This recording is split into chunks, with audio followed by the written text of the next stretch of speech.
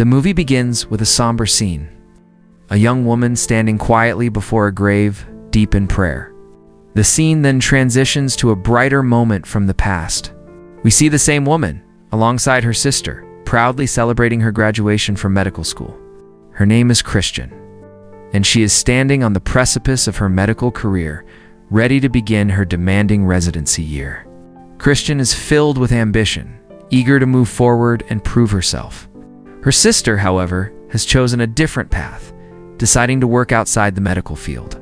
She tries to persuade Christian to join her, suggesting a less stressful life. But Christian is resolute. Her dream has always been to become a doctor, and she declines her sister's offer, determined to start her internship year. However, the reality of her situation is far less glamorous than her dreams. As a recent medical school graduate, Christian is drowning in massive student loan debt. The financial burden is a constant suffocating stress. Hoping to clear her mind before her residency officially begins, she heads to the gym the next day. While she's working out, trying to release her anxiety, a man rudely interrupts her, criticizing her form and correcting her exercises. Already on edge, Christian reacts defensively, and the encounter leaves her annoyed and frustrated. Her anxiety only worsens when she arrives at the hospital for her very first day as a resident. To her absolute shock and horror, she discovers that her new boss, Dr. Webster, is the exact same man she had snapped at in the gym. Christian is mortified. She feels a deep sense of guilt and embarrassment over her previous harsh words. It's making her already stressful first day even more nerve-wracking. The narrative then briefly shifts away from the hospital, introducing a much darker side of the city. We meet a drug dealer named Lopez. In a gritty, tense scene inside a bathroom, Lopez is attempting to sell his supply to a smuggler. The smuggler, however, gets greedy and tries to aggressively negotiate the price. The deal quickly goes sour. Lopez, refusing to be cheated, violently punches the smuggler and steals the money. Establishing the ruthless nature of the world Christian is about to unknowingly enter. Back at the hospital, Christian's first day as a resident is going disastrously. Dr. Webster, perhaps testing her, abruptly assigns one of his own patients directly to her. Christian is completely caught off guard, nervous and unprepared for direct, unsupervised patient contact on her very first day. She struggles to handle the situation. Feeling overwhelmed, she tries to explain her lack of preparation to her boss, but the interaction only leaves her feeling inadequate. Her initial days at the hospital are a rocky uphill battle. Despite her struggles, she manages to hold on to her job, falling into a routine of grueling shifts at the hospital.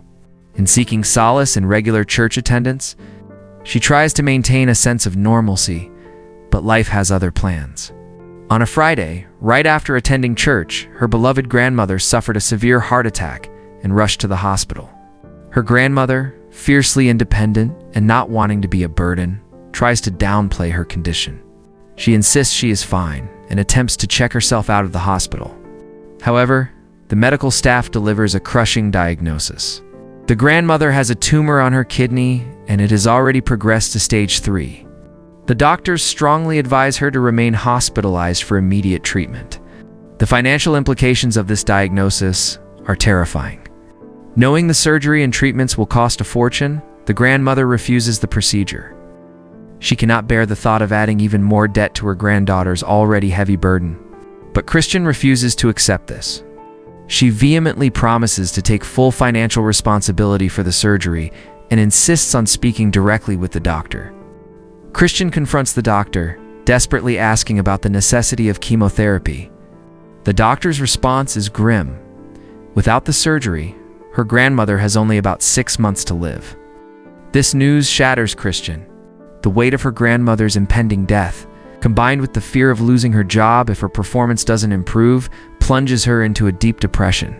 She feels compelled to explain her dire situation to Dr. Webster, hoping for some leniency. Christian is now at a breaking point.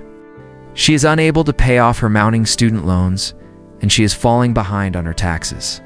The financial strain is crushing her. Between worrying about her grandmother and facing the imminent foreclosure of her home, Christian's focus at work completely deteriorates. She begins making critical mistakes. When Dr. Webster confronts her about her declining performance, Christian finally breaks down. In tears, she pours her heart out, explaining the agonizing situation with her grandmother and the terrifying prospect of losing her home. Moved by her tearful confession, Dr. Webster surprises her with an act of unexpected generosity. He offers her financial assistance and provides necessary medications for her grandmother. This act of kindness profoundly shifts Christian's perspective. She begins to see her strict boss as a compassionate savior, and a warm, increasingly intimate relationship develops between them. Their professional dynamic soon crosses into personal territory.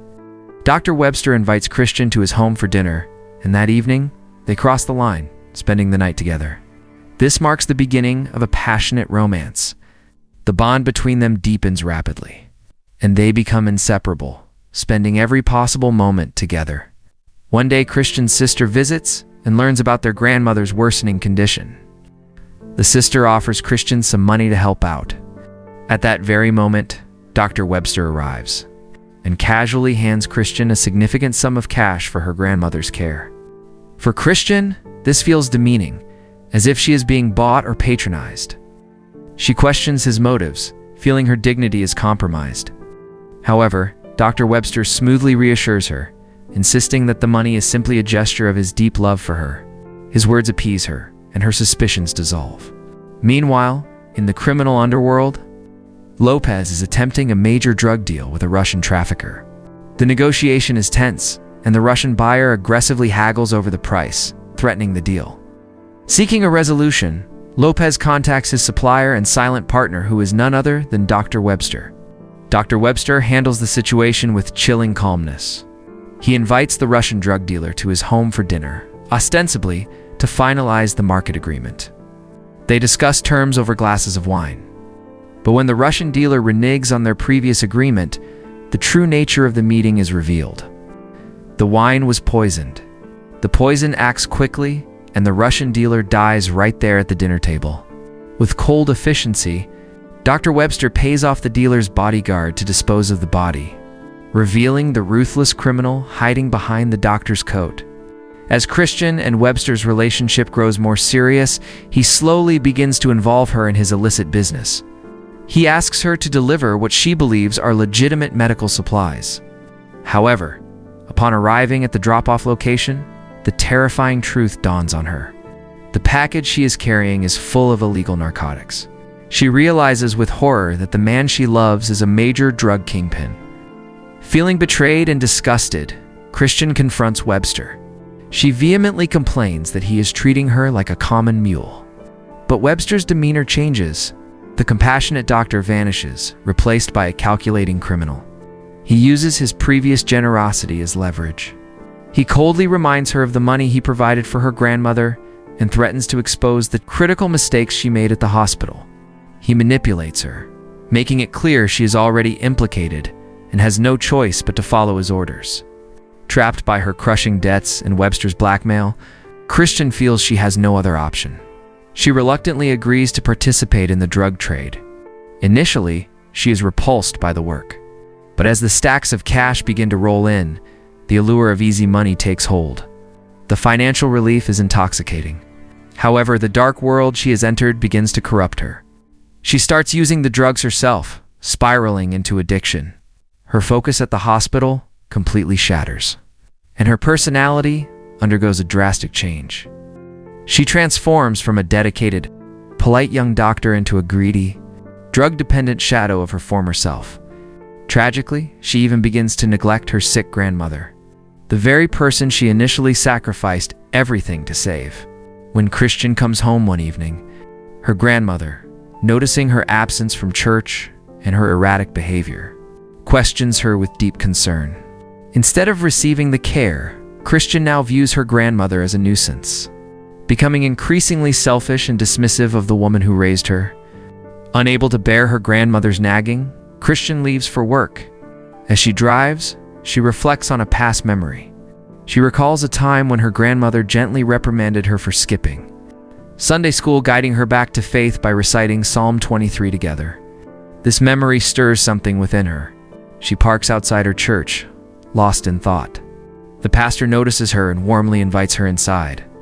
Inside the quiet sanctuary, the pastor speaks of how her grandmother's love for her is unwavering. Despite Christian's recent absence, seeking guidance, Christian asks a profound question. What if you are doing something that you know is wrong, and what you are doing has the potential to harm the one that you love, but also the potential to help the one that you love? The pastor responds thoughtfully, quoting the book of Romans about the struggle of doing what we hate, and reciting a psalm of David, offering her the spiritual perspective she desperately needs to hear. The next day, Christian is faced with a situation that evokes both immense joy and terrifying complication. She discovers she is pregnant with Webster's child. This news makes her situation incredibly precarious. She tries to share the news with Webster, but he is completely uninterested, dismissing her, desperate for security. She tries to negotiate a larger role in the drug distribution. It is in this moment of rejection that Webster's true, monstrous nature is fully revealed to her. She finally understands that his initial kindness in the drug running weren't acts of love or partnership. He was merely using her. She was never a partner. She was always just a pawn. Realizing Webster is slowly pushing her out, Christian takes a dangerous risk. She approaches Lopez, Webster's partner, proposing they bypass Webster and deal directly. She explains she has a client base and needs supply. But Lopez, loyal to Webster, or perhaps wary of the risk, outright refuses her. With her back against the wall, Christian makes a desperate, incredibly risky move. She bypasses both of them and goes straight to a higher-level supplier to negotiate a direct deal. The supplier accepts her bold offer, treating her as a new partner and even handing over a substantial cash advance. Feeling a momentary sense of triumph, Christian heads home. On the way, she receives a message from Webster, demanding she come to his house immediately. When she arrives, Webster coldly gives a pill bottle to her. It takes only a second for Christian to realize the horrifying truth. Webster knows she went behind his back. He knows she is stealing his business. Webster explodes in a terrifying rage, screaming accusations at her. Fear and guilt wash over Christian. Desperate to de-escalate the situation and save herself, she blurts out the truth. She is pregnant with his child. But the news means nothing to Webster. He completely disregards the pregnancy. In a cold, chilling fury, he snarls, "I gave you the life you always wanted." His rage then morphs into a sickening mock sympathy. He approaches her as if to comfort her, but then his hands violently wrap around her neck, begins to strangle the life out of her. Christian gasps for air, the darkness closing in. But then, she wakes up. It was all a dream, a terrifying, vivid nightmare. The suffocating grip of Webster's hands, the drug deals, the betrayal, none of it was real. The nightmare showed her the darkest possible path her ambition and desperation could lead her down. She understands now, with absolute clarity, that there is nothing in this world more important than family. Wealth, status, and easy solutions are meaningless if they cost you your soul and the people you love. She makes a firm, unwavering decision. She will face her struggles honestly, side by side with her family, no matter how difficult the road ahead might be. The movie concludes with a poignant scene. Christian is back where we first saw her, standing before her mother's grave. But this time, the heavy burden seems lifted. She speaks softly to the headstone, expressing her enduring love for her mother. Finally at peace with herself and her choices. And with that, the story ends. Thanks for watching. If you enjoy the recaps, PLS like and subscribe. See you next recap.